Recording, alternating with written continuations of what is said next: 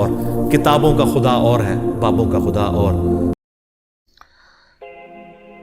کہ اس میں کوئی شک نہیں ہے کہ اللہ کے محبوب صلی اللہ علیہ وآلہ وسلم رحمت للعالمین ہے، تمام جہان والوں کے لیے رحمت ہے۔ اس کانٹیکسٹ میں نے کئی ایک احادیث پچھلی دفعہ ڈسکس کی تھی، لیکن اس کا دوسرا پہلو یہ ہے کہ آپ صلی اللہ علیہ وآلہ وسلم کی یہ رحمت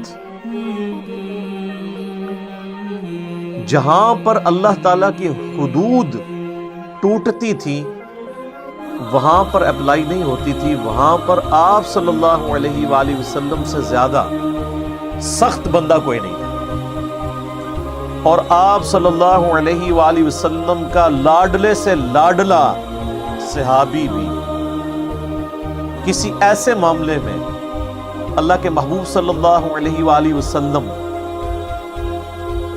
کو سفارش نہیں کر سکتا تھا جہاں پر اللہ کی حدیں ٹوٹ رہی ہیں۔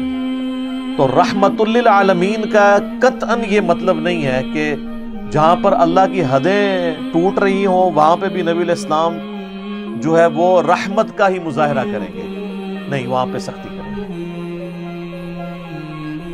بالکل یہ کسی کے دماغ میں وسوسہ بھی نہیں آنا چاہیے کہ اللہ کی حدیں ٹوٹ رہی ہوں اور نبی علیہ السلام شفقت سے کام کریں۔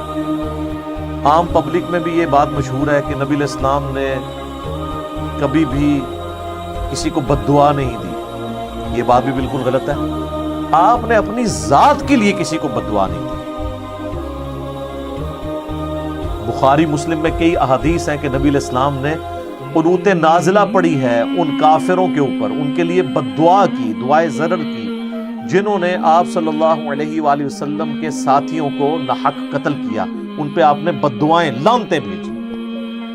تو یہ جملہ جو پبلک کے اندر مشہور ہے نا کہ نبی علیہ السلام جو ہیں وہ کسی کو بد دعا نہیں دیتے تھے، آپ تو سراپا رحمت تھے، تو اب اس کا یہ کو مطلب نکالنا شروع کر دیں کہ اللہ کی حدیں ٹوٹتی ہیں تو ٹوٹتی رہے، آپ کے ساتھیوں پہ ظلم ہوتا ہے تو ہوتا رہے، آپ ہمیشہ شفقت کا مظاہرہ کریں گے؟ نہیں، اپنی ذات کے لیے آپ شفیق ضرور تھے، لیکن جہاں پر اللہ کی حدیں ٹوٹتی تھیں یا آپ صلی اللہ علیہ وآلہ وسلم کے امتیوں کو یا آپ کے ساتھیوں پر کوئی ظلم کرتا تھا، وہاں پر نبی علیہ السلام کی شفقت والا پہلو کوئی نہیں ہوتا تھا، آپ سے زیادہ کوئی سختی نہیں ہوتا تھا۔ مثال کے طور پر صحیح بخاری اور صحیح مسلم دونوں میں ایک حدیث ہے کہ ایک فاطمہ نامی عورت کی چوری کا مقدمہ نبی علیہ السلام کے سامنے آیا۔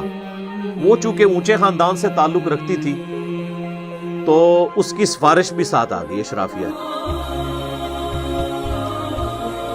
بخاری مسلم کے الفاظ ہیں کہ نبی علیہ السلام سے کوئی شخص بھی غصے کی حالت میں کسی کی سفارش یا بات نہیں کر سکتا تھا سوائے اس کے کہ جو حضور کا بہت لاڈلا ہو، اور وہ تھے اسامہ ابن زید جو آپ کے پوتوں کی جگہ تھے۔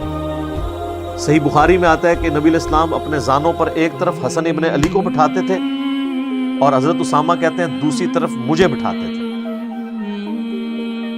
تو دونوں کو آپ سٹیٹس دیتے تھے اپنی اولاد والا، کیونکہ وہ آپ کے منہ بولے بیٹے زید ابن حارثہ کا بیٹا تھا اسامہ۔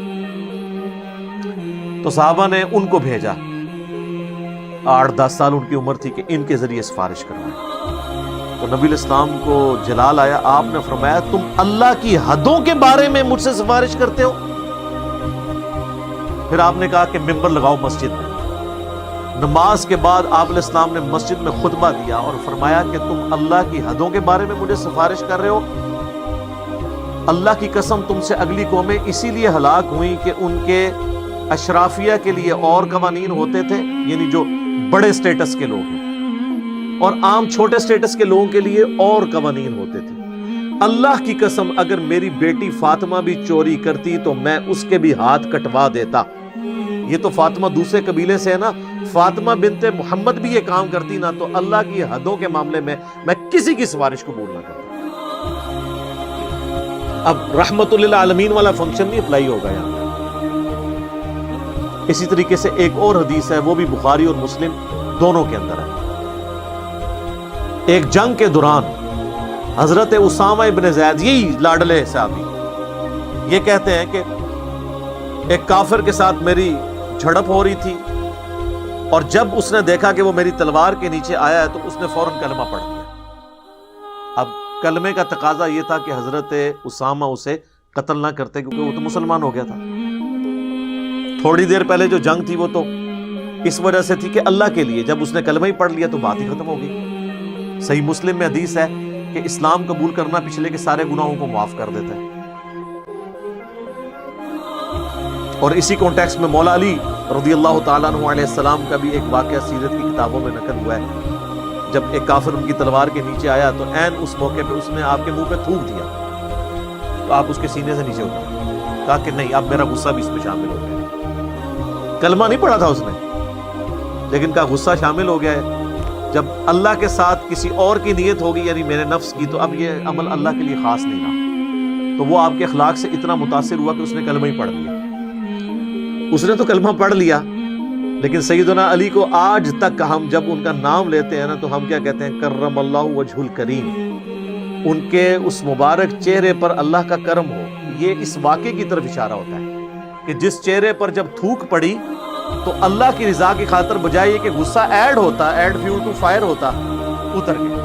تو ان کے چہرے کو آج تک سارے مسلمان دنیا کے دعائیں دیتے ہیں کہ کیا چہرہ تھا جی، کہ جس پہ تھوک پڑی ہے تو غصے میں اضافہ نہیں ہوا، غصہ ہی تھوک دیا. اور اس کی برکت سے ایک شخص جہنم کے کنارے پر پہنچ کے جنت میں چلا گیا. اس کی بھی خوش نصیبی دیکھیں.